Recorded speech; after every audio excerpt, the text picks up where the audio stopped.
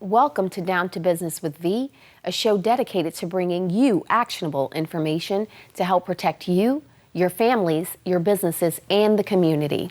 I'm your host V, and today we're discussing social engineering and social media scams. We'll talk about what they are, how to identify them, how to protect yourselves online, and what to do if you're a victim. Let's get down to business. From Atlanta, Georgia,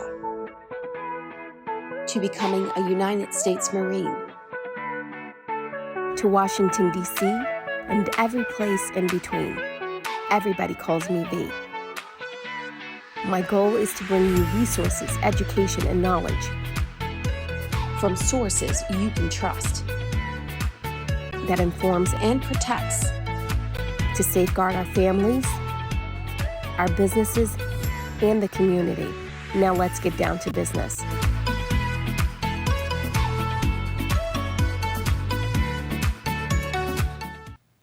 Welcome to Down to Business with V. I am your host, V, and today we are discussing social engineering and social media scams. Today I have in the studio with us from the Pensacola Police Department, Detective Amanda Davis. Welcome, Amanda. Thank you. So can you give us a general overview of what social engineering is and social media scams are? Yeah, so social engineering is when cyber criminals dig through advice, or they dig through your content in your social media accounts, and with that content, then they take advantage or sometimes even take over your social media accounts and other accounts such as like your bank account and things of that sort. Okay, so if I understand correctly, a malicious actor might go into someone's social media profile just as a viewer of it and look at details of the account and what's posted there and kind of get information about that person. Is that correct? If the profile of the user of the account has all of their information out there, then they do piece it all together and will do malicious acts with it. Okay, very interesting. So can you tell us a little bit more about some of the social media scams that have resulted as of these malicious actors obtaining this type of information from social media accounts? Yes. So what we do see a lot is a lot of fraud scams. There's, people who pose as somebody random, and they quickly gain the trust of the user on the social media account, and then very quickly convince them to put money on gift cards and mail them the gift cards, and before you know it, then they don't even know it, but their entire account is drained. There's also a lot of romantic scams, so like online dating scams where, again, the cyber criminal, they'll gain the trust of the individual. They'll quickly establish a relationship, and things that take usually milestones in a relationship will happen very quickly. And then the next thing you know, they start asking for money. The user, they think that they're actually in love, and then they'll give all of the money over to the cyber criminal. Yes, very interesting. We'll be doing a show on romance scams coming up in the future, so very interesting information that we'll get out to the audience. Can you tell us how social engineering is used to exact like telephone scams? Yeah, so what they'll do, they'll pretty much dissect all of your social media. So your big ones out there, your Facebook, Instagram, Snapchat, and through those, they'll pick through the handles, and they'll pick through like the usernames of it and just the contents. And if the user doesn't have their privacy settings secure enough, then they piece all that together. They call you. They make it sound very believable that maybe they are the bank, your personal bank that you bank with, and they make you believe with the information that they got from your account that they are that bank. And through the telephone scams, again, the end goal for a lot of them is to receive the funding, the finances, and it. So very quickly, Once the user realizes that, or they feel comfortable enough that they are who they say they are on the phone, then they again will give all their personal information out to them, and then your identity is stolen and you end up being a victim of fraud. Wow. Let's talk about how citizens in the community can protect themselves online by just using some privacy settings. Can you tell us a little more about that? So whatever app that you do take in, I know today's a way technology is in everything and everything that you do. If they can take the time to sit and realize what the settings are of the apps that they're using. A lot of it is location-based is a big one.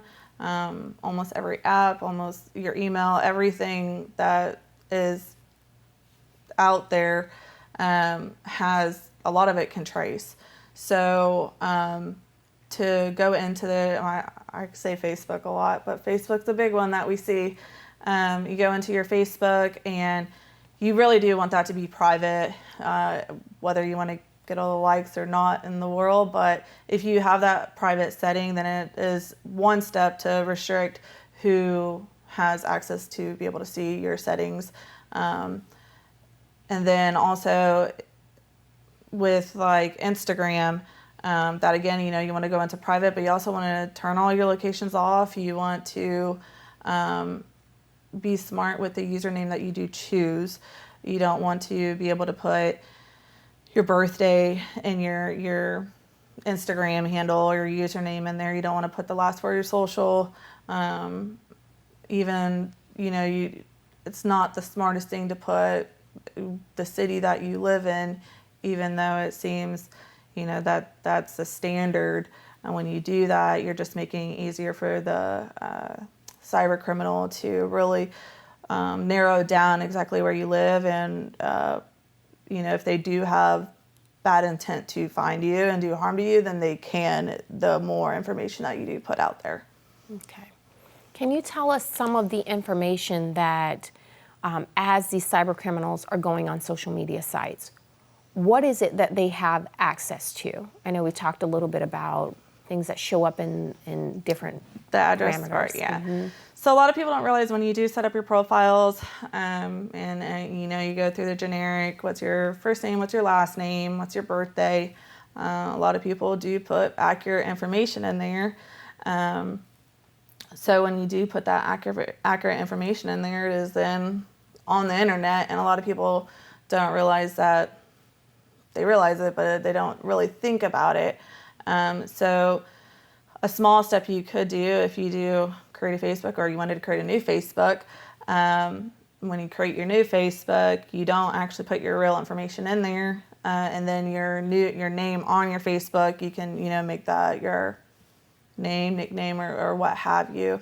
But when you create your account in the address bar, when you log on to the internet, the address bar will display the name that you opened the account under. So maybe if you do call yourself Mandy, then in the address bar, it's going to see your entire name, Amanda Davis, if you had created it that way. Very, very interesting and very telling. When we come back from the break, we will talk more with Detective Davis about social engineering and what we can do to protect ourselves.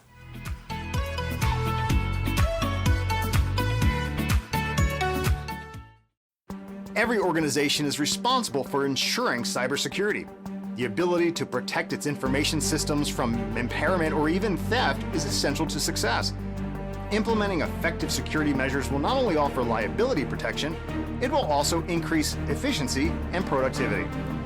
With our cybersecurity workshop, your participants will understand the different types of malware and security breaches. Develop effective prevention methods which will increase overall security. They'll also understand the basic concepts associated with cybersecurity and what a company needs to stay secure. Find out more about training for you and your organization at vicargroup.com.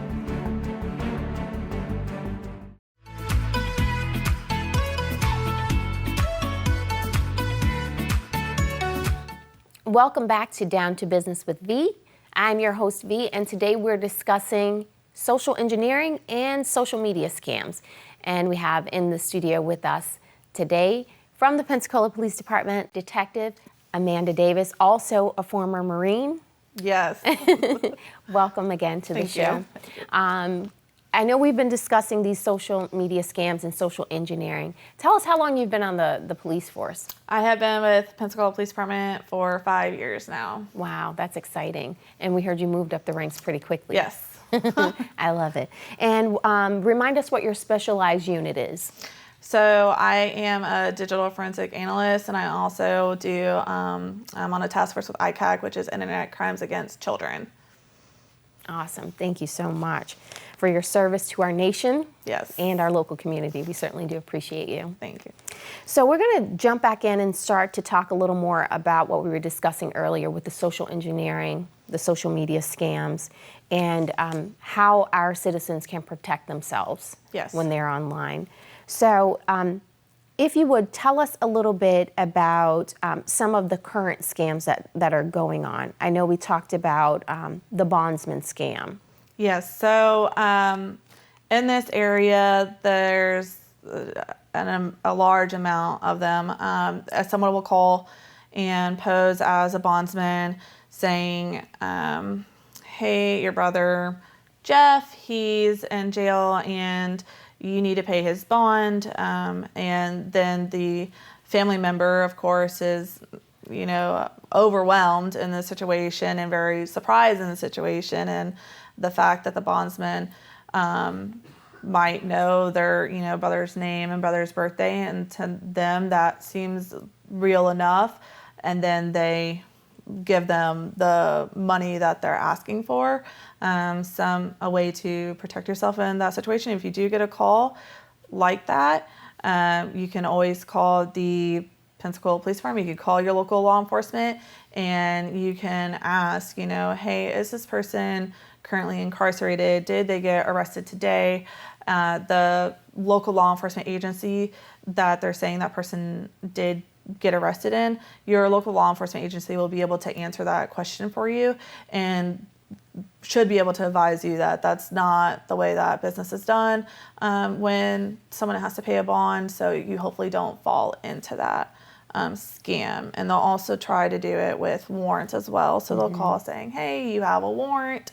If you don't pay this amount of money right now to us, then we're going to come and arrest you. And that's just not how law enforcement operates. Yeah, we actually just filmed a segment or an episode on family emergency scams, talking about those things in particular and warning the community about that. So they could be very convincing, very convincing. Mm-hmm. Yeah, that's the way they build it out.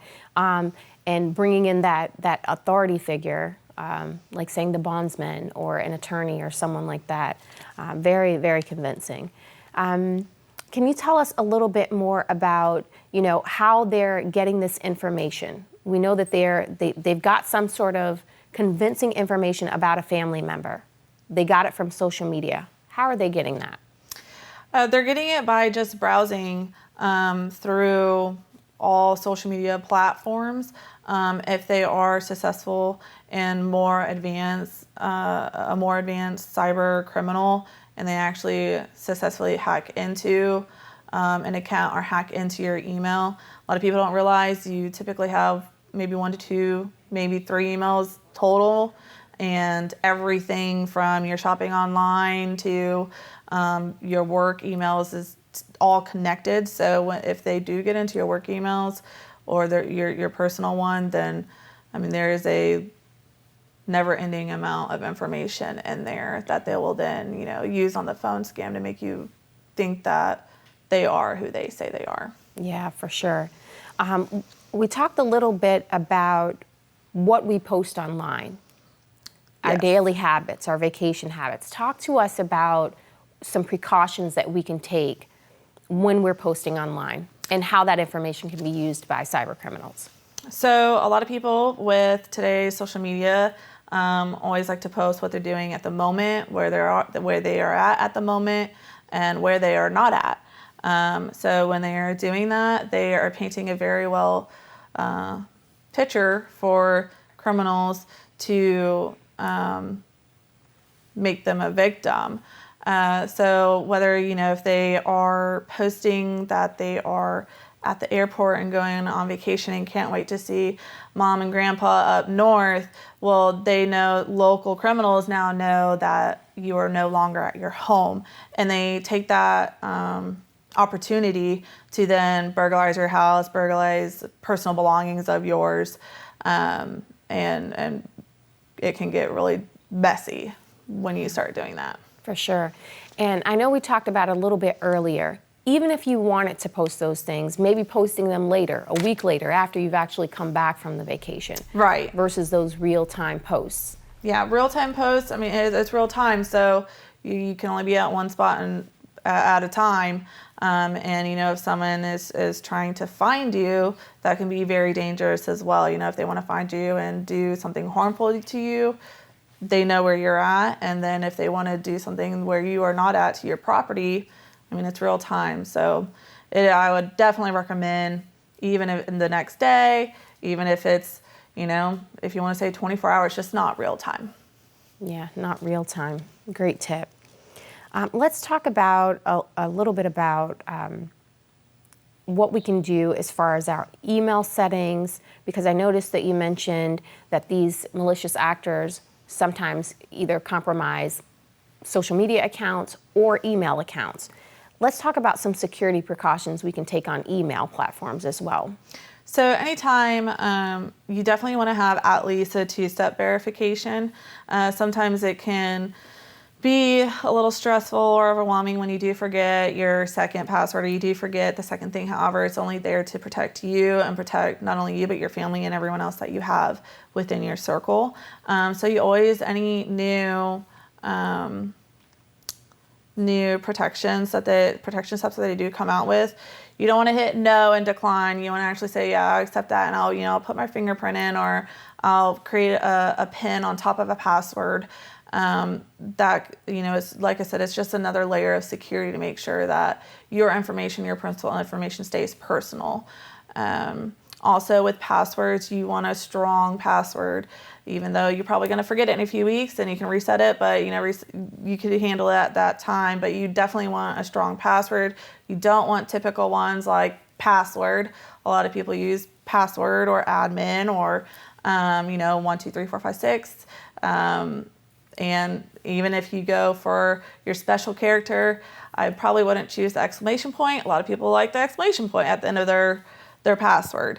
You got to switch it up, be different, because it makes, when you do something that's very common, then it's very easy to be hacked into. Mm-hmm. I know one of the password tips that I heard, which was a really good one, was using a password phrase or sentence versus, just a word and the number combination, but kind of coming up with a sentence. Mm-hmm. But of course, something that's not easily identifiable by a criminal. Right. But very, very good information there.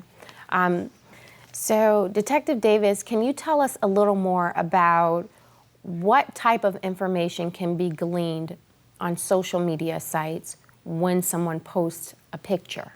Yep. So even though your family loves to see the pictures and they want to see the new puppy and how the baby's doing and things of that sort, when you do post pictures, if, again, you don't have your settings correct, or you don't take the steps necessary to protect yourself, then there's what's called XF, or metadata, on your picture. And criminals cyber criminals who are aware of it, they know to look at the properties of the picture itself, and within the properties of the picture, they can get the longitude, latitude. They take that, they plug it into Google, and it will zoom into exactly where that picture was taken. And if you didn't take the step let's say you just posted it 5 minutes ago at your home and they wanted to know where your home was, that's all they have to do is just check the properties of it. It'll give you a long lat, and they'll know exactly where you live. That is absolutely crazy. And when you talked about the longitude, latitude, you're talking about a geographical location on a map. Yes. Longitude, latitude, degrees.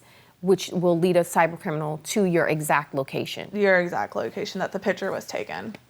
And I think one of the ways, if I'm correct, that we can kind of counter that is by doing a screenshot. Does that take away those properties? It does. So if you take your picture, and as long as you hit your side buttons, take that screenshot, the excess data isn't no longer there. That's the quickest way to make sure it is not there. Yeah, so take a screenshot of a photo versus posting the actual photo that contains that longitude, latitude information in there that leads Correct. to your geographical location. Very, very good information. And I think with that, it's like that's something that with children, a lot of them will just post it. So I think, really if you are a parent, teaching your child that, just, take all the pictures you want, just take your screenshots too, so that people don't know where they are at. Mm-hmm. Absolutely. And avoiding those real-time posts. Letting people know that, hey, I'm on vacation here, or I'm doing this at this time, or I'm checked in to this restaurant. Yes. Yeah, so very interesting. Can you talk to us a little bit about the activity login reports that are accessible on our social media? Yes, so social media most of them will let you know how many active sessions are currently on and like what type of devices they are on. So if you go to your social media and you usually go to settings, go to you go to your activity logs, typically what they're called, and you go within your activity log, then in there it'll show you how many sessions. So if you typically open up your social media on a computer and a phone, then it's going to be normal to see two. But it will also tell you what type of phone, what type of computer. If those aren't yours, you need it in that session because someone has actually gained access to it and has that session going. But another step to look at, if you're from Pensacola, Florida, and you have a session that's elsewhere in a different state, different city, then that is someone who has successfully gotten into your account. You need it in the session there, so they no longer have that active session on your account. And when you say in the session, there's actually a way to click a button, click in session in another location or in another device. Yes, and typically the social media sites will also say, is this device known to you? It'll ask a few follow-up questions for their own knowledge, but you can manually go in there and in that session immediately. Okay. Can you tell us a little bit about what happens in the scenario where someone has been a victim of a crime that occurs as a result of social engineering, either an email compromise or a social media compromise, or just from them gleaning information off of these sites? How do they report it, and how's it handled on the police and on the law enforcement end? Yeah, so typically with law enforcement agencies, there's several ways to report. Some you can call it in and do a report. Sometimes the police department will say, hey, can you come in just to get all the nitty-gritty details that they need. And then sometimes, like the Pensacola Police Department, we have an online portal as well where they can go in and report their findings there. So, but get in touch with your local law enforcement. No matter how big or how small you think it might be, a lot of people sometimes think like, oh, my importance not that big of a deal, but it is. If you're a victim and you've been compromised, go reach out to your local law enforcement. They'll take the initial report. They'll ask you your social media accounts that were compromised, or sometimes